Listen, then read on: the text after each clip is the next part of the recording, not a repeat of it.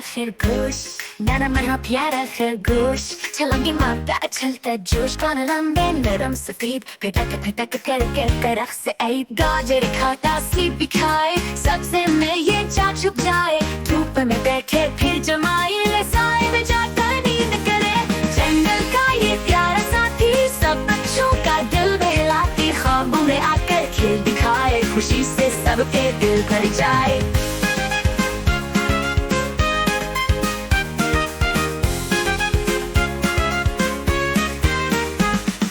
प्यारा खरगोश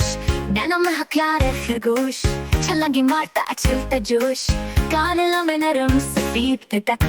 कर तरफ से ऐद गाजर खाता सीप भी खाए सबसे में ये जा छुप जाए धूप में बैठे फिर जमाए साए में जाकर नींद करे। Please like, subscribe, share and press the bell icons for more videos.